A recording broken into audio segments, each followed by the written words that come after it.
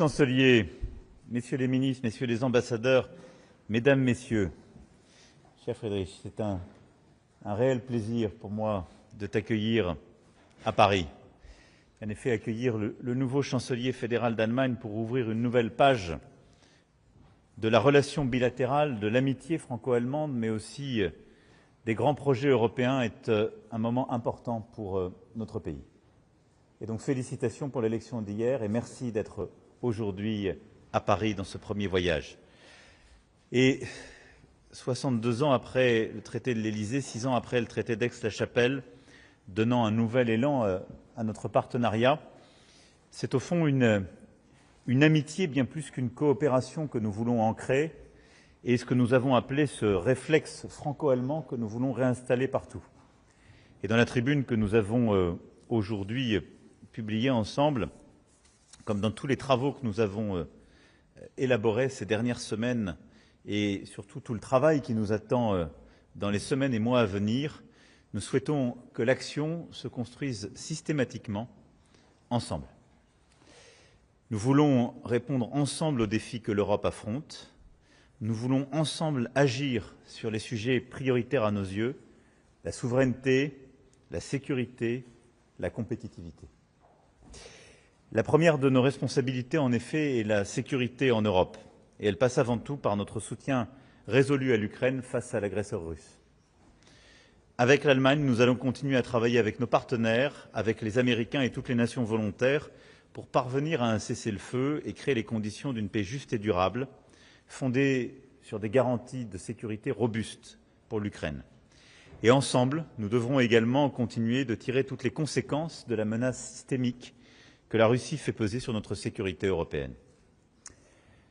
Pour cela, nous continuerons d'investir dans la défense. C'est ce que nous faisons depuis 2017 en France, avec une trajectoire de doublement de notre budget.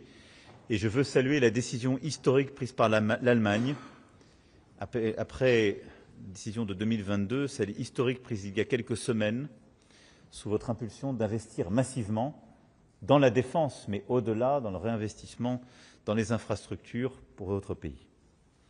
Ce réveil stratégique pour la défense européenne, nous l'accélérons depuis le Conseil européen de mars et ensemble, nous aurons à rendre opérationnel le plan proposé par la Commission européenne, mobiliser des financements privés et publics pour des besoins capacitaires prioritaires, investir massivement dans notre base industrielle et technologique de défense européenne.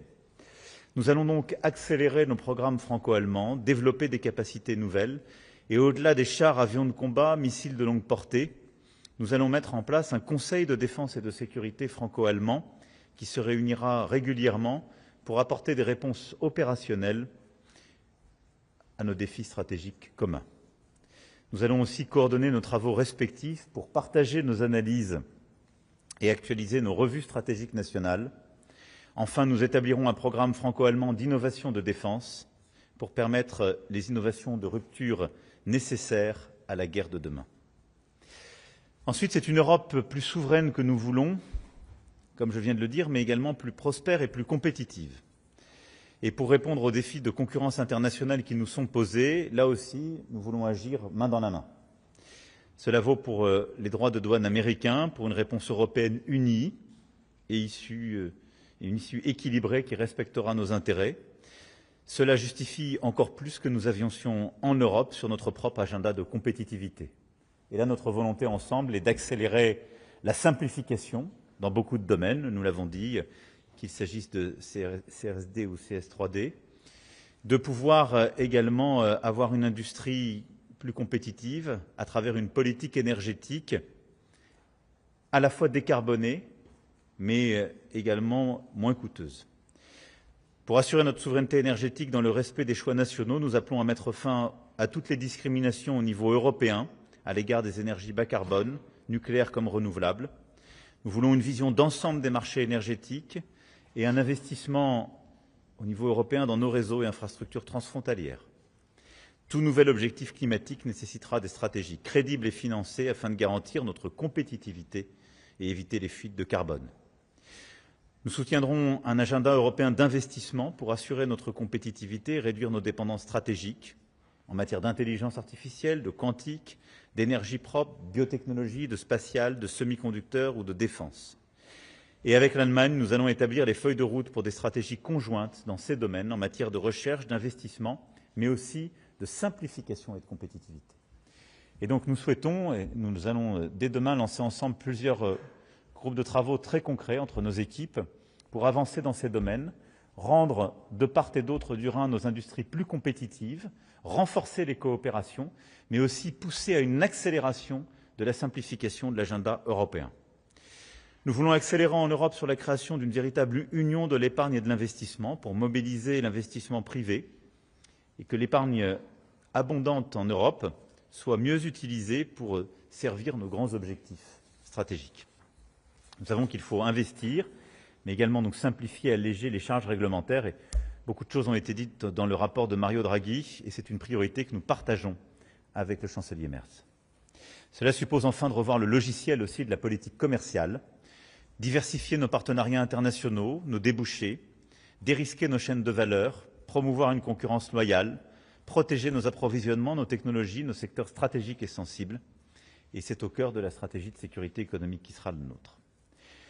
Enfin, avec Monsieur le Chancelier, nous partageons une conviction forte. Notre ambition pour l'Europe n'est possible que si l'Allemagne et la France se coordonnent sur leurs réformes économiques et sociales respectives pour faire converger nos modèles. Sur l'investissement, sur la défense, sur l'énergie, sur l'espace, je l'ai dit, nous allons travailler main dans la main. Sans naïveté, avec un objectif commun et un pilotage très étroit entre nos équipes et nous-mêmes. Et quand il y aura des choses qui peuvent être des désaccords, parce qu'il peut y avoir des désalignements d'intérêts, c'est normal, parce que nous avons des acteurs qui sont en compétition, nous les réglerons ensemble. Et nous voulons aussi nous synchroniser, nous coordonner sur nos marchés du travail, notre fiscalité, et nous renforcer mutuellement. Sur ces enjeux, nous voulons relancer ce réflexe franco-allemand et proposerons à nos organisations patronales, syndicales, nos économistes, nos forces politiques de travailler ensemble pour mettre en œuvre une feuille de route et d'action commune. Sur les migrations, enfin, nous avons adopté au niveau européen le pacte sur l'asile et les migrations, qui est un cadre efficace, qui doit être mis en œuvre sans attendre. Et avec l'Allemagne, nous voulons le faire de façon parfaitement harmonisée et le compléter par un cadre européen robuste sur les retours. Nous sommes aussi attachés au bon fonctionnement de l'espace Schengen et nous agirons de façon coordonnée pour en assurer le pilotage stratégique, mais là aussi, le renforcement de la protection de nos frontières, la coopération en la matière, est un objectif très important pour nous deux. Voilà, mesdames et messieurs, ce que je voulais dire ici. Monsieur le chancelier, cher Friedrich, je me réjouis de l'ambition que nous avons décidé de porter ensemble et de ce réflexe commun. Je me réjouis que vous nous fassiez l'honneur de commencer votre mandat ici à Paris. Et je sais aussi, nous venons de décider que nous aurons l'honneur à l'été de pouvoir ainsi réunir, tirant toutes les conséquences concrètes du travail à marche forcée que nous allons lancer dès demain, de tenir le premier Conseil des ministres franco-allemands dont nous avons acté le principe. Et il permettra de décliner in concreto les fruits de cette feuille de route que nous avons travaillé ensemble, des annonces d'aujourd'hui, surtout par le bon travail de nos équipes et de nos ministres. Merci d'être là. Merci de ce que nous avons déjà acté et décidé. Et merci surtout du travail immense qui nous reste à faire dans des temps ô combien historiques.